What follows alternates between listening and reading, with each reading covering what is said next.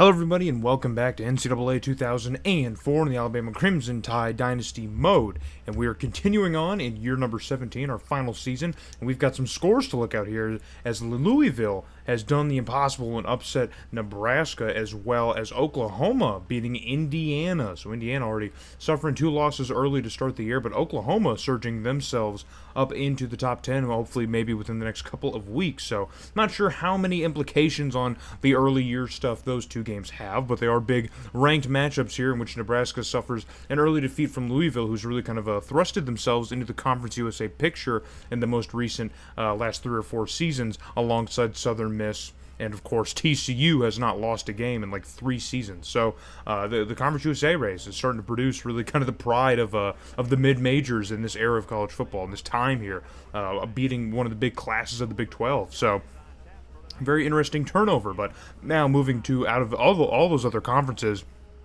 and into the SEC and Big Ten, a rivalry for the ages between those two conferences. We were playing one of the better teams in the Big Ten in the Illinois Fighting Illini, who had a pretty decent season last year, finishing 9-4 and winning the Music City Bowl against a pretty bad Georgia team from our own conference. So Illinois is on a little bit of a hot streak here. They're off to a good 3-0 start in this season as well, and so we are probably going to be the biggest game that Illinois plays potentially all year, unless they, of course, play either Ohio State or Penn State or something later on in the season, which I believe they probably do, but Illinois still has a pretty decent team. A lot of the guys on their team that we will be talking about today, mentioning, are not big mainstays from last season, but they were here. You know, it's a lot of juniors and seniors on this roster, only a couple freshmen, but this team is still mostly intact, or just guys that have been loaded here in the last couple of seasons. So they're not completely bare. The cupboards aren't bare.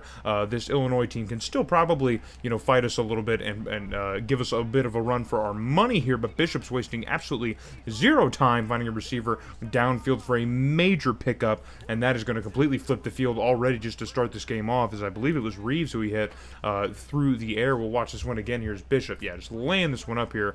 And one of the big things to note about Matt Bishop through the first couple weeks of the season here, he's been having a bad turnover problem. It's something that we're going to have to coach out of him and see if we can. I think I mentioned that in one of the other videos here about breaking him of his turnover habits here and getting him to protect the football a little bit more, but it is still early in the year. Maybe he will get out of it, but this is a tough game to try and test him and see if he can get out of that bad habit here. But we fall short on a very 3rd and long, so bring out the kicking team on a 4th and 4. Try and nail this one through and get 3 points to start us off, and we do, man. That was a long field goal for Marvin Haston, our new kicker, our freshman kicker this season. That was a very, very long kick for him to try and nail, and he got it. So we did good in that department, recruiting a new kicker to replace Kendall Owens. So, but Illinois now on the attack here, heading the other direction, and their quarterback, Vinny McConnell, is wasting zero time finding one of his top men here, Damian James, downfield for a huge completion here along the sideline, and James just ran a pretty decent route here, just got behind the defense. There were a couple defenders out there in the vicinity, but James able to get behind them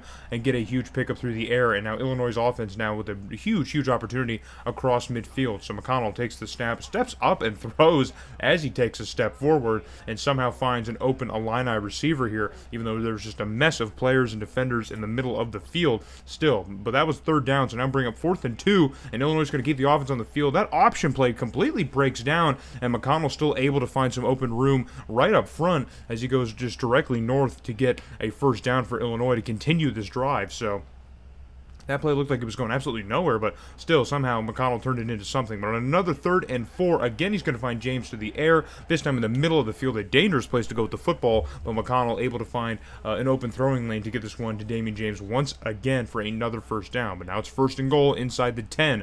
McConnell back to pass now, clean pocket, takes his time and unloads, and he finds a defender in the end zone, a Crimson Tide defender, and now that is going to be one of the new changes that we made at safety here, putting Marvin Thompson there, the sophomore, in place of Josh Mann. They're both about the same caliber of prospect, but Josh Mann's a little bit older and just hasn't developed like we wanted to, so we put Marvin Thompson there, and it seems to pay off here as he gets an interception in this game, and now we are heading the other direction as McConnell's drive here with Illinois stalls out because of a turnover, but they did a good job driving the ball down the field.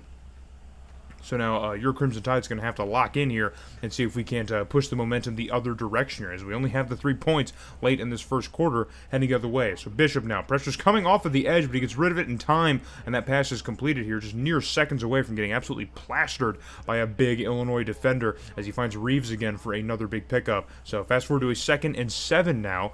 Bishop under center here takes the snap, back to pass here. The pocket is collapsing. He dumps it off to his check down, and that's going to be another completion and another first down. So Bishop here really kind of dinking and dunking and keeping the ball in front of him, keeping everything manageable and in front of him, not really taking many chances downfield quite yet against this Illinois secondary. And now we're going to stick to the ground game, and we're going to get ourselves our first touchdown in this game as Bishop is able to hand this one off to Stanley and get the very first touchdown for your Crimson Tide as we take a 10-0 lead over the Illini. So a lot of action already in the first quarter, kind of going back and forth as Illinois nearly scored, but thanks to a turnover, they were unable to capitalize on that drive. But again, they have another opportunity, and McConnell finds an open target and gets inside the 25-yard line.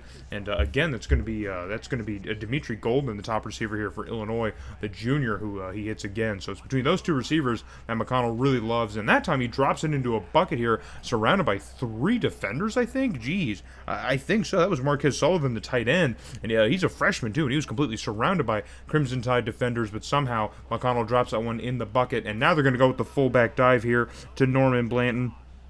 And he's going to get in the end zone. He's one of the few seniors that are on this offense here in terms of skill position players, and he gets into the end zone. And finally, the Illini answer back here to your Crimson Tide. Pressure's on to Bishop here. He evades it and throws it out, and somehow that pass is caught. I have no idea how Reeves managed to come down with that, but right now it seems that Illinois secondary is having a hard time holding down David Reeves. He is just completely giving them fits out there, and even in weird plays like that, he still manages to come down with the football. So, again, we have another scoring opportunity here in the red zone. Bishop back to pass now. Good protection up front. Unloads it here in between 2 defenders, and yeah, that one was just, we could see that from a mile away. From the second that ball left his hand, we could see that that was not the clear lane that he probably wanted to throw. I don't know what that plane was. So, but it was not a touchback, so it was taken out of the end zone, or rather, it was never in the end zone. So Illinois goes 3 and out here and pushed back to their own end zone, has to punt it away, and Lance Hunt, just not even a really remarkable return, but because of the positioning of Illinois in the field here, that pretty much sets us up amazingly. Pretty much where we were before we turned it over. So another 3rd down here. Bishop evades the pressure, steps up, and unloads. And that pass is broken up as Illinois secondary here finally starting to step up a little bit here. Looks like it was a pass to Blanchard, the tight end. And so now bring out the freshman once again for another field goal attempt, and he nails it through. So no issues here in Champaign kicking, and now we are going to further extend our lead over Illinois, or rather get it back to where it was before. We were up 10, and now we're only up 6 against Illinois. But we are back on offense once again here in the first half. Bishop here going out towards the sideline, and it's Hall who manages to get that pass in. He's one of my favorite. Stacey Hall is one of my new favorite receivers that we have here, but he's like listed 4th on the depth chart. He's way down there, but he gets a completion there along the sideline. So fast forward to his 2nd and 5 at about the 6-yard line of Illinois, and now Bishop right across the middle, and that pass is going to be caught by Reeves, who just continues his reign of terror, and it looks like Illinois' defense just lost sight of him once again, this time across the middle of the field. I don't know how you lose sight of him like that. He's a pretty obvious guy that you want to keep some tabs on, but Illinois' defense unable to find 85 on the field at most times. So now the lead kind of balloons to 20-7, but things are still very much open for Illinois to answer back as McConnell manages to find, which one is it, man? It's Golden now. It's Norman Golden, or excuse me, it's Dimitri Golden, the top receiver for Illinois. It's one of those 2 guys all the time, man. As McConnell is just really loving to hit 84 or 89, either one. So, but time is ticking away here, close to about 30 seconds, and Illinois trying to run with a little bit of purpose as they want to at least get some points before the first half comes to a close. But McConnell, it's a lot burn off the clock before he snaps it again here. Fires one to the back of the end zone, and that pass nearly gets there to Brian Ellison, the freshman receiver for Illinois. McConnell definitely hit him right in the chest, but Ellison unable to haul that one in. So fast forward to a 1st and goal now at about the 1 or 2 yard line. McConnell getting absolutely swarmed by pressure, but gets rid of it in time. And yeah, the man coverage was not enough in the end zone to stop McConnell from finding an open target, and that pass is going to be completed, and Illinois finally answers back, and look at that, man, just crashing the box, completely sending everybody in, but Dimitri Golden able to get his second touchdown of the season as McConnell hits him big, and that is a huge score for Illinois as the first half comes to a close, now back within only 6 points of your Crimson Tide, and they're going to start things off for us here in the second half, but on 3rd and 2, they're going to hand this one off to the running back, and he's going to get to the outside edge, breaks a tackle, now he's out in open space across the 50 and across the 40, and it's an absolute foot race, and look at the speed burst, look at that speed burst, nearly catches up, but absolutely not, man. It is going to be Damon Brown, the running back for Illinois here, and watch this, he's just going to get to the outside edge, and it looks like Thompson got gobbled up in a block there, but still managed to make it to the player, at least get involved in the play and make an attempt at the tackle, but just couldn't quite do it, and then, man, we have to give the flowers, we absolutely have to give flowers to John Mosley, the senior, who just completely turned on the Jets to try and catch up to Brown, but was unable to catch up here, maybe 5 or 10 more yards, and we would have been able to make the tackle, but no, so Illinois now taking a lead in the third quarter in this game with a humongous rushing touchdown, but we are now within striking distance once again of the end zone, so Illinois' lead will not hold for long. Hopefully here is now we can at least get 3 or 6 depending on what happens here, but of course Bishop needs to continue to protect the football like he's done all day, so he's done a good job of that. We need to certainly give credit where it is due, but now on 2nd and goal here, an I formation, going to line up under center here, going to hand this one off to the fullback, and he's going to get in, and it's J.J. Upton getting himself a touchdown in this ball game. Just his second touchdown of the season. He's already got one probably just like this earlier in the year, but now he gets himself another one against Illinois, and that's a huge one as we take a 26-21 point lead. But we're going to try and go for 2 here and make this one in a just 7-point game, and Upton is able to fall backward rather, into the end zone to complete the conversion. So now we're up 28-21. Illinois can't do anything with the football, and now we are back on the ground. We're going to hand it off to Upton here as he's going to get across the first down sticks on a 3rd and short, and that's going to continue the drive. So now out of nowhere in the second half, J.J. Upton really kind of providing a lot of the production that we need right now on the ground. We're going to fake the handoff here. Bishop going through the air, and he finds a wide open Blanchard in the end zone, or rather at about the 1-yard line, completely on an island, finding that hole in Illinois' zone. And we'll watch this one again here. And again, we got to give the credit where it's due to Matt Bishop, or Mike Bishop here, as he manages to find just that open space. And Blanchard, I mean, good route, I guess, for Blanchard to run here, but he was completely open, completely wide open as we take a now 35-21 point lead over Illinois, and that is another huge first down as we are starting to click a little bit more on offense, find a little bit more rhythm in Champaign, as it was a really kind of slow process here in the first half, as we were really trying to find a little bit of that consistency on offense, but Bishop has now finally started to open up the passing game a little bit more here. We're still not really running the football that efficiently, at least not watching, but on 3rd and 15, the play falls apart, and Bishop just completely runs forward, and he still manages to pick up a good little bit on the ground, but he's going to get absolutely nowhere close to the first down, so that's going to bring up a 4th down decision. Now on 4th and 7, we're going to bring out the freshman once again. He's going to nail through another field goal, and that's going to make it 38-21 over the Fighting Illini, who've kind of gone silent here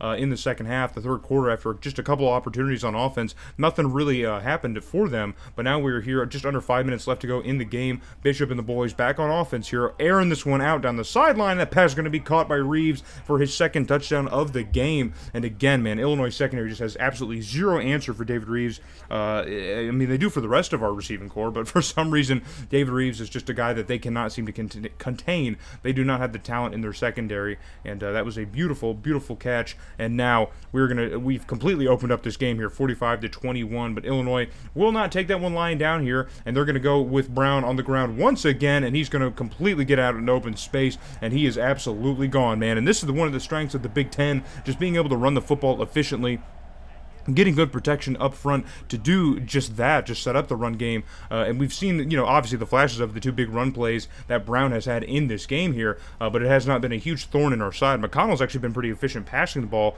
at least, in the first half. But again, man, the second half has really just been 2 completely different stories for this Illinois team, as things that were working just no longer work. And I guess you got to give credit to the coaching staff here with Alabama for making the adjustments. So they did go for the 2-point conversion. Things did not go their way as they were trying to to, thrust themselves back into this game, and 27-45 is going to be how this game ends. We take a pretty big lead over a nice opponent in the Big Ten. You got to give us the credit, huh? Yeah, we've been giving everybody else credit. Give us the credit now for getting a big win on the road, mind you, in Champaign against Illinois. So, in one of our final matchups ever against the Big Ten, potentially our final matchup against a team in the Big Ten, unless one of them can make it to a bowl game that we might end up in, like the Capital One Bowl, which, we would play a Big Ten team. So, hopefully we don't go to the Capital One Bowl. Hopefully we win a national title, but there's not a guarantee there either. But and I forgot we added another field goal, so 48-27. So, looking over a breakdown of our stats, obviously we're really good in the red zone, but so was Illinois. They just didn't go that many times.